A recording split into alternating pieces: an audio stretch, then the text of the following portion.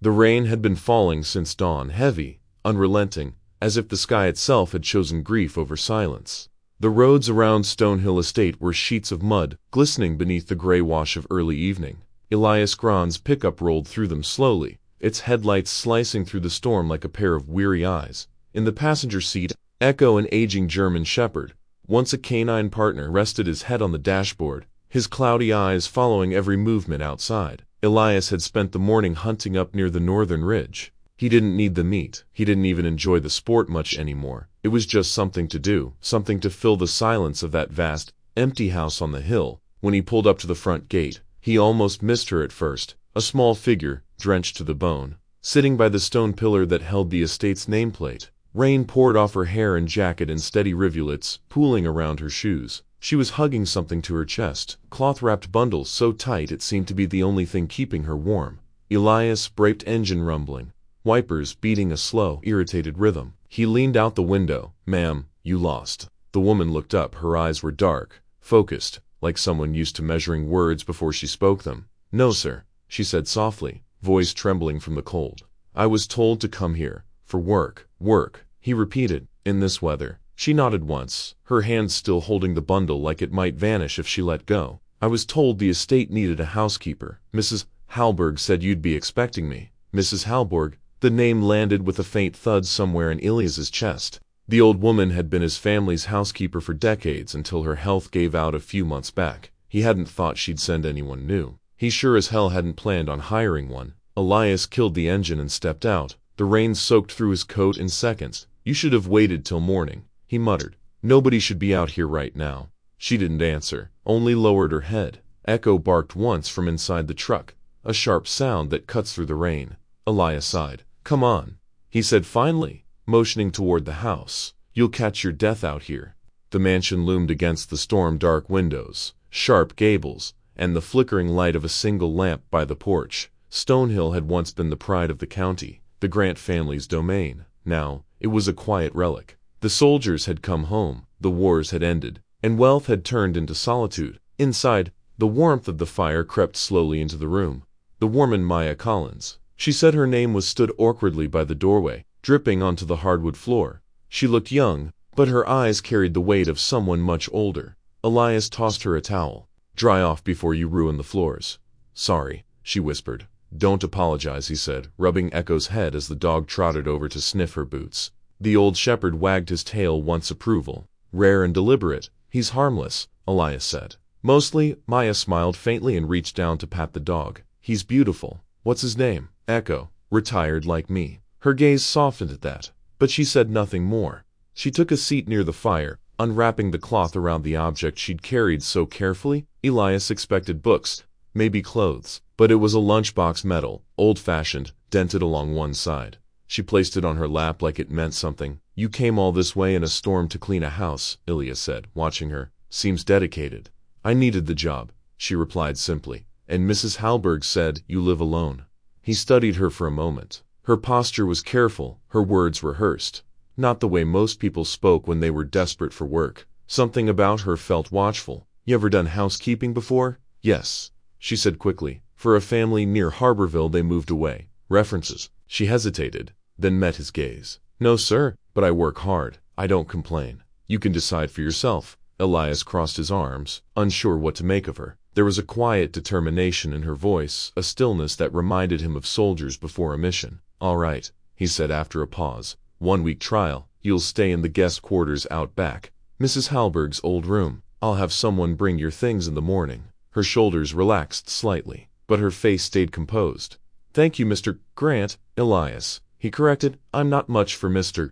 anything these days." "Yes, sir," she said, then caught herself. "Sorry, Elias." He almost smiled. Later, after showing her the kitchen and the cleaning supplies, Elias lingered by the doorway while she worked. She moved with quiet efficiency, wiping counters, folding linens, arranging the dishes, but every so often, she would glance toward the hallway or the stairs, eyes tracing the old portraits that lined the walls. Those paintings carried generations of grandsons in uniforms, women in lace and pearls, and in the center, above the mantel, the stern face of Elias's father, a man of wealth, power, and influence, a man who had shaped Elias's childhood and nearly broken it. Maya's gaze lingered on that portrait for a beat too long. You know him? Elias asked suddenly. She startled, spinning slightly. No, I was just looking. He built this place, Elias said quietly, and spent his life making sure no one ever forgot it. Maya nodded, but her hands trembled slightly as she folded a towel. It's a beautiful home,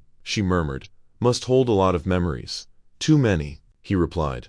Night settled heavy over Stonehill. The rain softened to a whisper against the windows. Upstairs, Elias poured himself a glass of whiskey and watched Echo dose by the fire, but his mind kept drifting to the woman downstairs, the way she'd looked at the house, the careful way she'd carried that old lunchbox. Something about her didn't add up.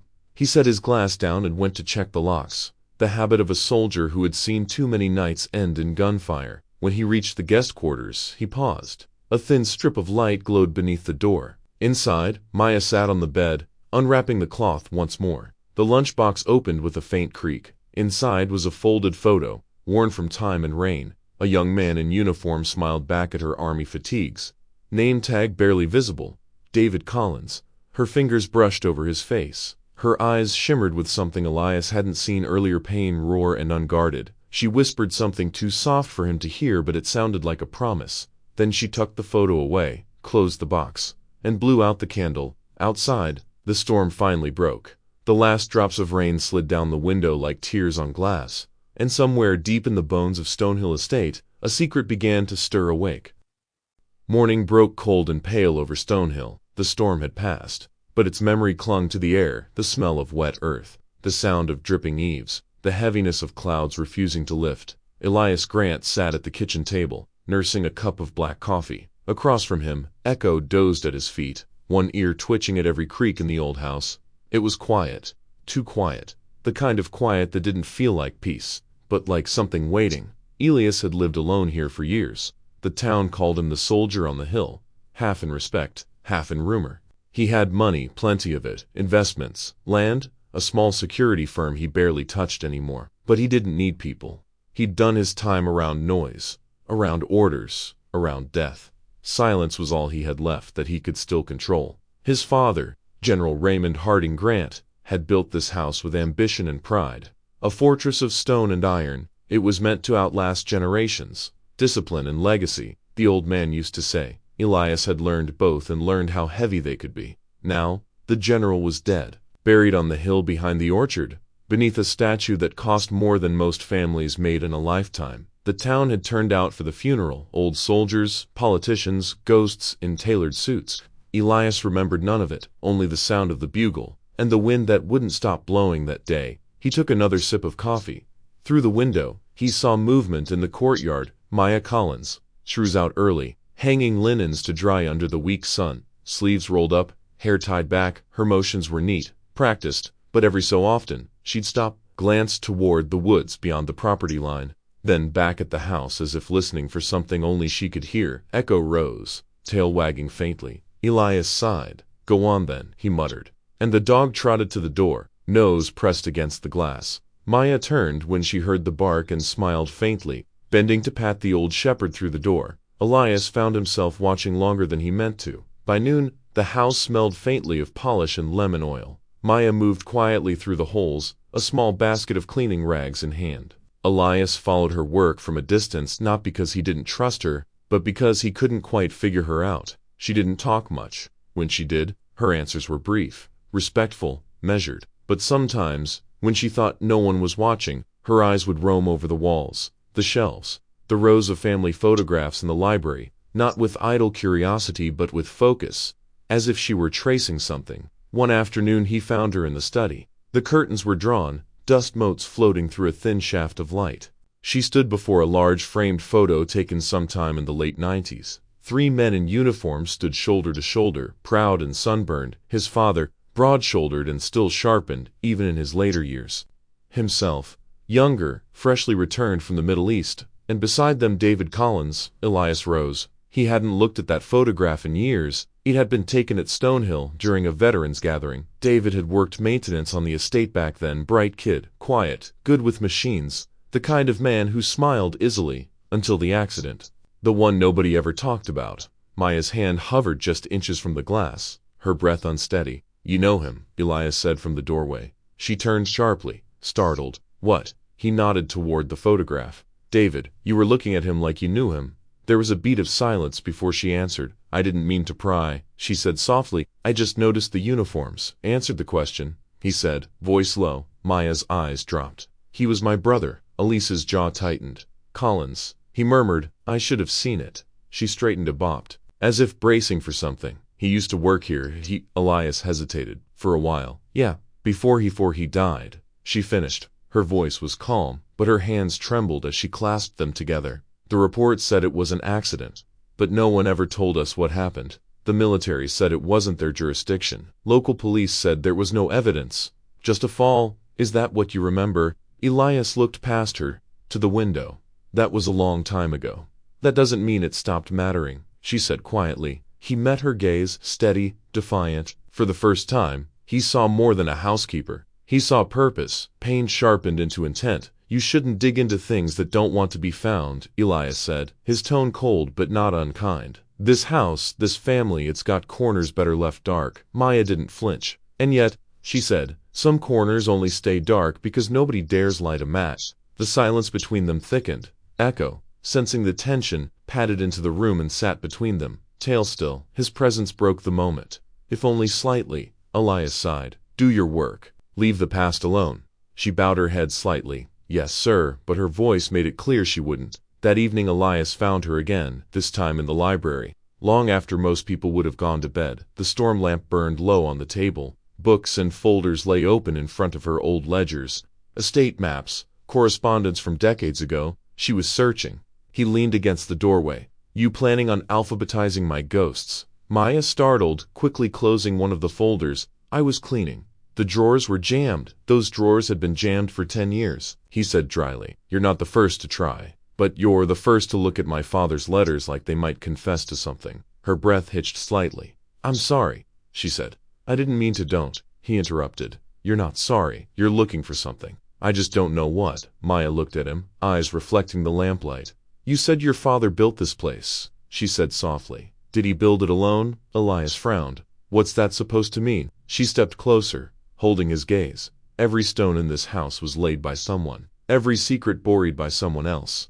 You can pretend not to care, Mr. Grant, but I think you know this place better than anyone. You know what's been hidden here. He said nothing for a long moment, then, quietly, in this house, Miss Collins, there are things better left unknown, and in this world, she replied, there are truths that won't stay buried. The next morning, Echo woke Elias before sunrise, whining at the door.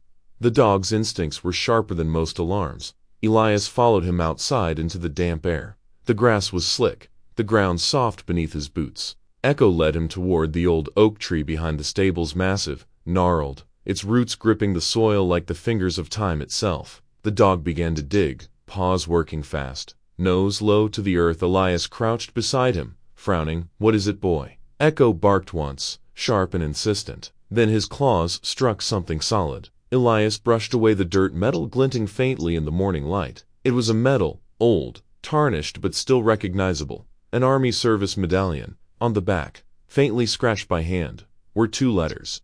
D.C. Elias stared at it for a long time, thumb tracing the worn engraving. Somewhere behind him, the house loomed silent and gray, and for the first time in years, Elias felt the weight of its walls pressing in, not like protection, but like a warning. He slipped the medal into his pocket, glanced toward the house, and muttered to himself, looks like the dead ain't done talking. The wind rose, whispering through the trees, and inside the stone walls of the estate, a long-buried truth began to echo once more.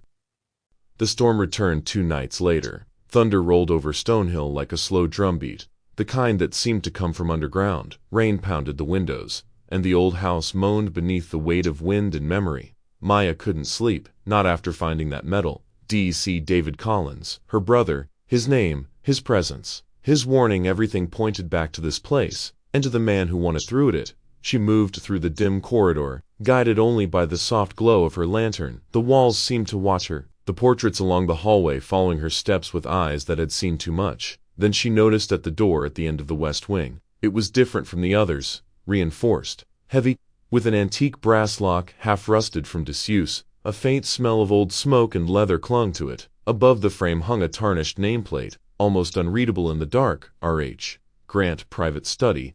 Her heart studied the room of the man who built this house, the man whose shadow still stretched across it. She tried the handle. Locked.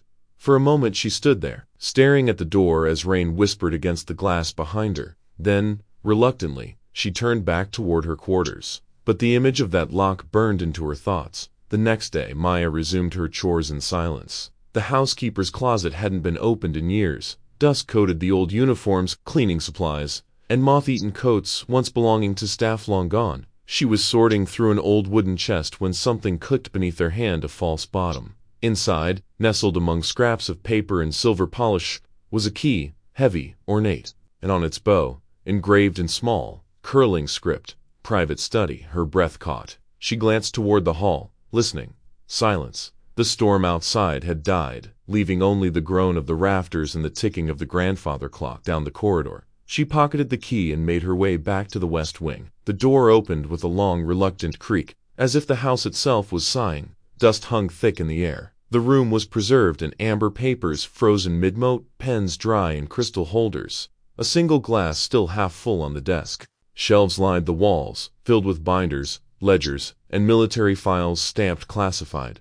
She ran her fingers over the desk's surface, tracing the grooves left by years of use. Among the scattered documents lay a small black notebook, its leather cracked, initials pressed faintly on the cover. D.C. Maya's throat tightened. She opened it carefully, as though the pages might crumble. The handwriting was hurried, slanted. David's. She would have known it anywhere.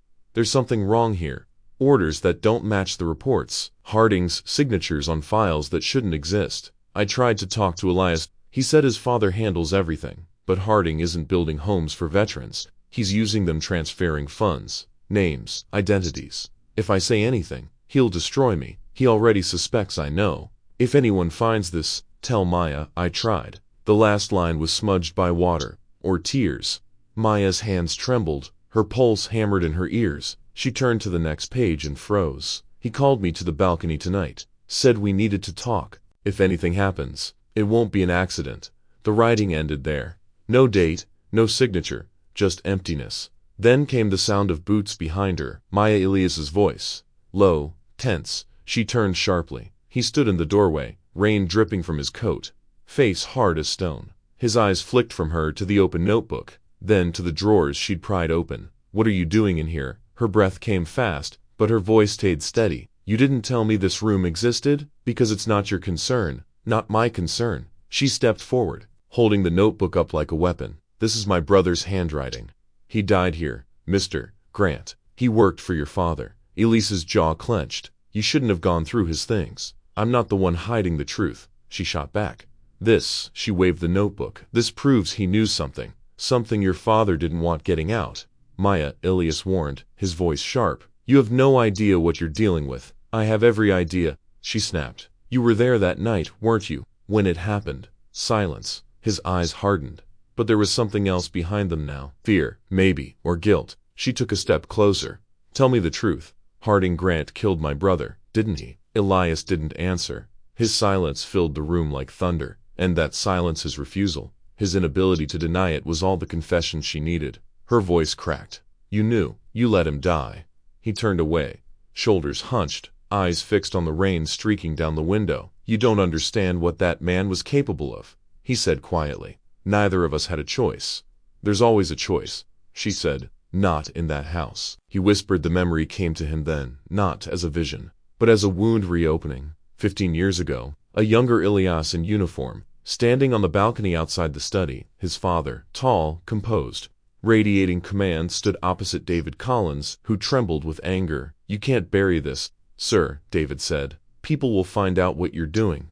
Harding's smile was calm, almost pitying. You're a good man, Collins, but idealism has no place in legacy. David stepped forward. You're stealing from the people who served you, from soldiers who trusted you. And what will you do? The old general asked softly. Expose me. To whom? You have no proof.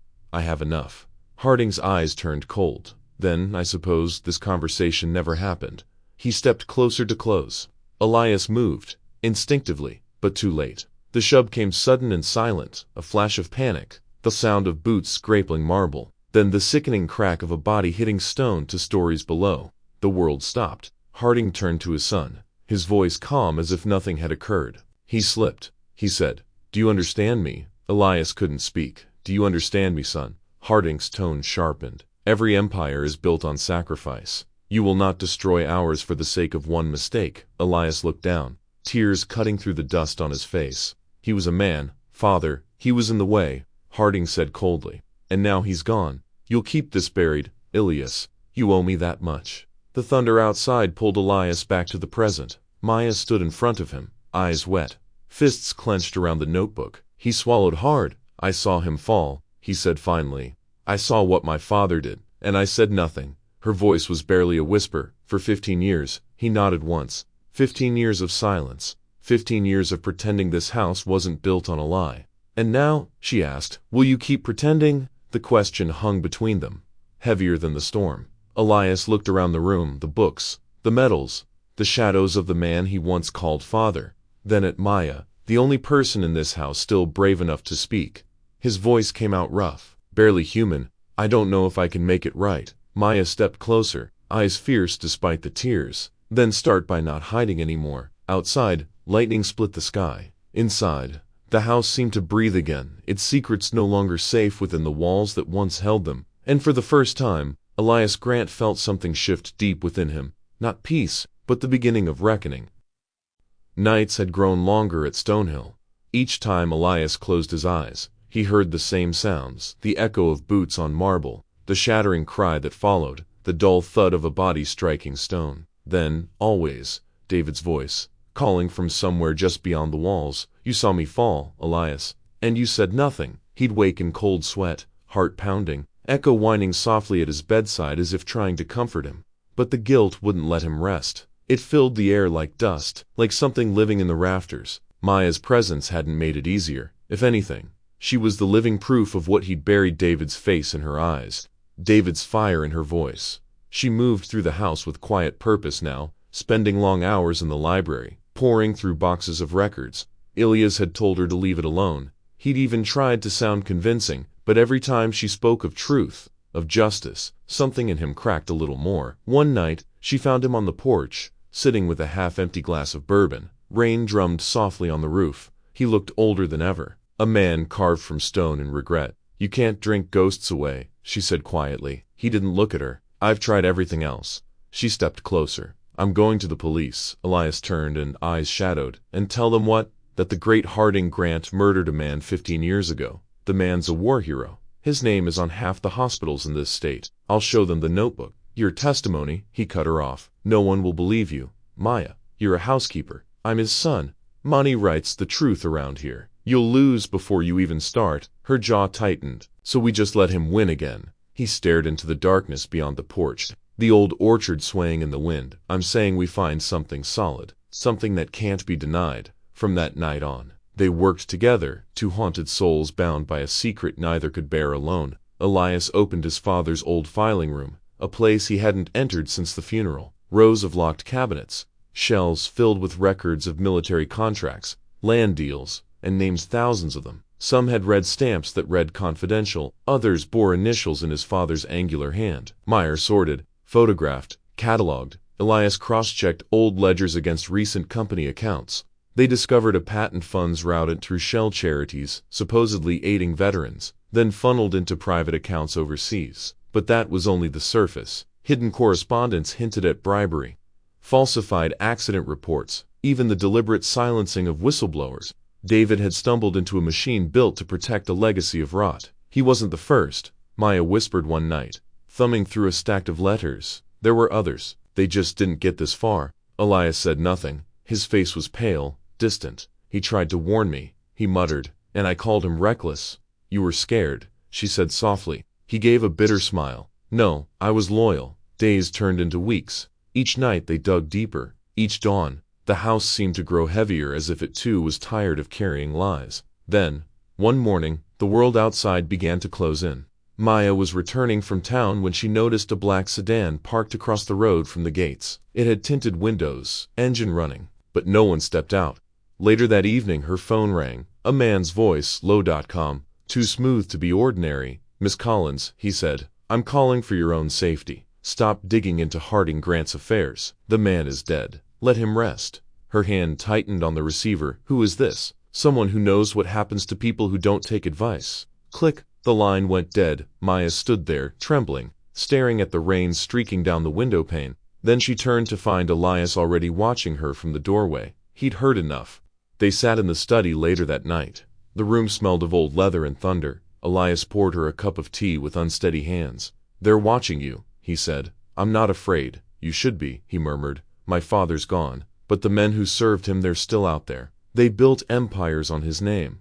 They have everything to lose." She met his eyes. "Then so do we." Elias shook his head. "You don't understand, Maya. My company, Grant Industries, is about to receive the National Defense Award next month. They're calling it a celebration of Harding's legacy. If this truth comes out, everything collapses. The contracts, the board, the investors gone. The Grant name will burn. Maybe it deserves to," she said. He looked up sharply, but there was no anger, only exhaustion. "You think I don't know that?" Maya reached across the desk, placed a hand over his, then stopped protecting ghosts. For a long time, he didn't speak. The only sound was the rain, steady as breathing. Then, finally, he whispered, "You're right." From that moment, something shifted in him. Elias began to change, not in loud ways, but in the quiet ones. He stopped wearing his father's cufflinks. He let the staff see him working alongside Maya in the archives. He wrote letters to old associates, asking questions that made people uncomfortable. He was breaking the silence one crack at a time. But the pressure grew. Anonymous emails, threats. One morning, Echo returned from his run with a note tied to his collar. "Stay quiet, or she disappears next." Elias stared at the words until they blurred, then he picked up the phone. That evening, Maya found him standing by the window, phone in hand, face unreadable. "Who was it?" she asked. He didn't answer right away. Then, softly, "A man who once served under my father. He said what your Kohler said, that I should let the past rest. And you told him?" He turned, eyes steady now, voice low and sharp as steel. "I told him I would. I told him I'd let my father rest." Maya frowned. Elias, he took a step closer, his gaze fierce, alive in a way she'd never seen before, but not in lies, not in shadows. "I'll let him rest in the truth." Outside, thunder rolled again, echoing across the valley. Inside, Elias Grant, the man who had once been silent for 15 years, finally began to speak, and for the first time Stonehill felt like it might breathe again. The ballroom shimmered with gold and glass, the kind of light that pretends to bless everything it touches. Chandeliers bloomed above hundreds of guests, politicians, generals, executives, each raising their glasses beneath the banner that read, 50 years of the Harding legacy. Elias stood near the entrance, shoulders drawn beneath his black suit. To the crowd, he looked like the heir of a dynasty, calm, dignified, proud. But inside he felt hollow, like someone wearing his own corpse. Beside him, Maya carried a small wooden box, cradled against her chest. It was the same box she'd found behind the locked door, the same one filled with David's letters, his recordings, his final words. The edges of the box had worn smooth from her grip over the past days. Her hands trembled, but her eyes stayed steady. "Are you sure?" she whispered. Elias's gaze drifted toward the stage, where a massive portrait of his late father hung. Colonel William Hardy, founder, hero, savior of men. Beneath it, a line of military officers stood in silence. "No," Elias said quietly, "but I know I can't stay silent anymore." The master of ceremonies called the crowd to attention. The hum of conversation died down, replaced by the rich swell of orchestral music. A slideshow began to play black and white photos of soldiers, steel factories, oil rigs, warships, images that made men like Harding into gods. A retired general took the podium. His voice boomed through the speakers. "Smooth and practiced tonight, we honor not just a man, but an ideal. William Harding built more than an empire. He built trust, valor, and the future of this nation." Applause thundered through the hall. Elias's jaw tightened. Each word of praise struck him like a nail being driven into a coffin. "David's coffin," the general continued, his speech rising to its climax. "And now, as we celebrate this enduring legacy, let us welcome his son Elias Harding Grant." Applause again. Cameras flashed, but Elias didn't move. Instead, Maya stepped forward, her voice cut through the applause like glass breaking. "Before you speak of legacy," she said, trembling but clear, "there's something you should all hear." Every head turned. Security hesitated. The MC blinked, unsure whether this was part of the program. Maya walked to the podium, clutching the wooden box. "This," she said, opening it, "belonged to my brother David Klein. He worked for Mr. Harding 15 years ago. Her hands shook as she lifted a worn notebook. In these pages, she said, voice breaking but gaining force, is what really happened. She flipped the book open and began to read. I discovered the truth about the contracts. Harding falsified the reports. He's paying for silence, killing for convenience. If I disappear, tell the world what he's done. Tell Elias he knows. Gasps rippled through the room. Someone shouted for security, but then Elias walked up beside her. He looked out over the crowd, faces pale, confused, the sheen of power cracking beneath the fluorescent light. He took the microphone from Maya. His voice trembled at first, but it grew steadier with each word. She's right, Elias said. Every word. The crowd froze. Cameras zoomed in. I was there the night David died. My father pushed him. I saw it happen. And his voice broke. I did nothing. I let him bury the truth, because I was too afraid to lose everything he gave me. A silence spread through the room, thick and electric. For a moment, even the air refused to move. Then came the sound of shutters snapping, one, then many. Reporters, phones, cameras, all capturing the collapse of a dynasty in real time. Elias continued, his tone almost calm now. You speak of legacy, but what is legacy built on lies? My father's empire was made of blood, and silence was the foundation. I carried that silence for 15 years. No more. The general's face turned white. Mr. Grant, I think you've said enough. No, Elias interrupted. His voice sharp. You all knew. Maybe not the details, but you knew the kind of man he was. You drank with him, built fortunes with him, and every one of you stayed silent too. The tension snapped. Reporters surged forward. Questions flew like bullets. Maya clutched the wooden box tighter as gods approached, but Elias raised a hand. Let her go, he said. She's not the throat. The truth is, outside. Storm clouds rolled over the city. Lightning flickered against the tall glass of Harding Tower, reflecting the chaos inside. Maya found herself in the hallway, her breath uneven. Behind her, the sound of shouting, cameras, and breaking glass filled the air. She turned just as Elias emerged from the ballroom, his tie loosened, his face pale. You did it, she said softly. You told them. He gave a bitter smile. No, he did. You did. I just stopped pretending. They walked together through the corridor, footsteps echoing. From the ballroom came the muffled sound of reporters yelling his name. Elias. Elias, is it true your father killed David Klein? Are you resigning from Harding Industries? Will you face charges? He didn't answer. The questions were too late, too small. At the door, Maya turned to him. What happens now? Elias looked out into the night, at the city lights flickering like nervous hearts. Now, he said, now the empire falls. They stepped outside into the rain. The marble steps gleamed wet under the storm. Flashing lights from news vans washed across their faces, blue, white, red. For a moment, Elias just stood there, letting the rain soak his suit. He felt something loosen in his chest, a pain that wasn't gone. But breathing again, Maya came beside him. You did the right thing. He shook his head, voice quiet. No, I just did it 15 years too late. Then he looked at her, truly looked at her for the first time, not as a ghost of his guilt, but as the only person who had forced him to see himself again. David deserved better, he said. Maya nodded. So did you. Somewhere inside the building, the Harding portrait was being taken down. Gods argued with journalists. Officials scrambled to contain the storm. But it was too late. The truth had already escaped the walls. It was alive now, wild, uncontainable. Elias took one last look at the building his father built, a monument of pride and corruption, and whispered, Rest in peace, Father. For the first time, you truly can. Lightning flashed, washing everything in white, and as they walked down the wet steps together, the thunder rolled not as something to fear, but as something clean, final, and free. The police reopened the case that had long gathered dust in the archives. A file marked David Clark, closed under accidental death. Now, that thin label dissolved under the flood of evidence Elias and Maya had unearthed. Bank ledgers, falsified reports, letters signed by Harding himself, all laid bare before the law. The newspapers no longer printed Harding Industries celebrates 50 years of legacy.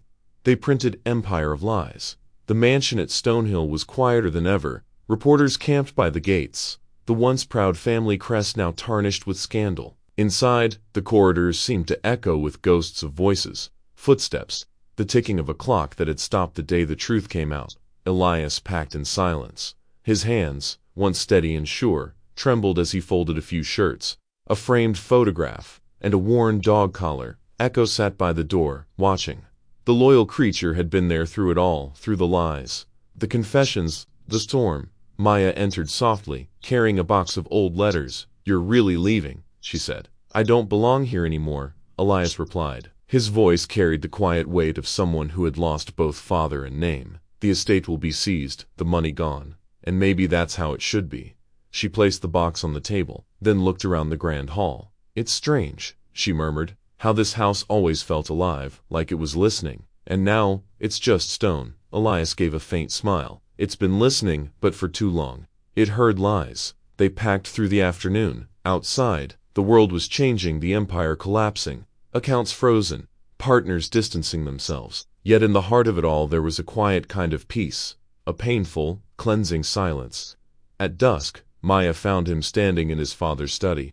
The portrait of General Harding had been taken down. In its place was a single photograph, David Clark, smiling, his arm slung over Elias's shoulder. "He was a good man," Elias said, eyes fixed on the photo. "I thought silence could protect him once. I was wrong." Maya's voice was gentle. "David didn't want you to carry this forever. He just wanted to be remembered for who he was." Elias turned to her. "How do you remember someone you betrayed?"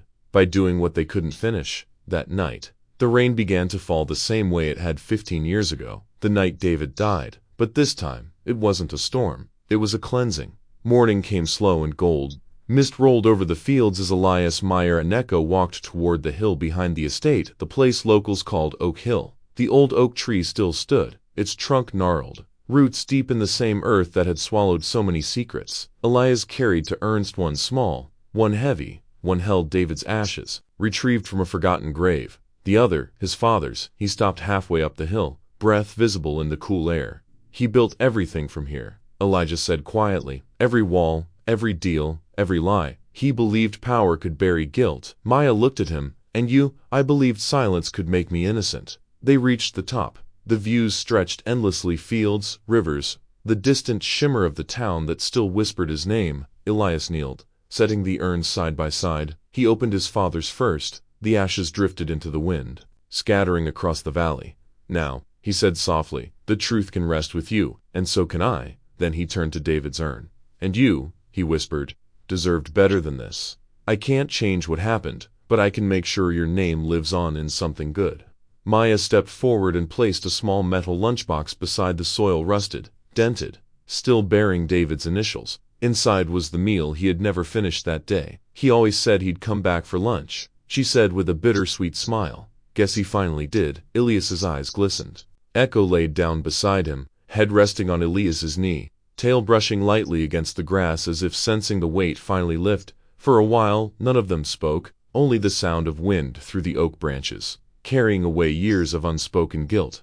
When they rose, Elias looked toward the horizon. The clouds had broken apart, sunlight pouring through like a promise.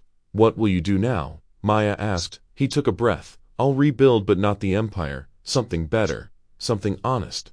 Months later, the Stonehill mansion reopened, not as a symbol of wealth, but as a refuge. The gates no longer bore the Harding crest. Instead, a simple plaque read, "The Echo Foundation for Veterans and Families Who've Lost to Silence." Elias and Maya walked through the renovated halls. No chandeliers, no grand portraits, just photographs of the people they now helped. Echo padded beside them, older now but content. In the main hall, where once stood statues of generals, there was now a single inscription carved into the wall: "Justice is not born from silence, but from the courage to speak." Every week, new letters arrived, stories of soldiers, of families seeking truth, and each time Elias read one, he felt David's presence, not as a haunting, but as a guiding voice. Sometimes, at dusk, he would walk to the hill with Echo. The air always smelled of oak and rain, and when the wind swept across the valley it carried faint echoes of the past, not of guilt, but of peace. Maya once asked him if he believed in redemption. He looked toward the sunset and said, "I believe in beginnings." And as the sky burned gold over Oak Hill, the echoes of the past finally turned to whispers of hope.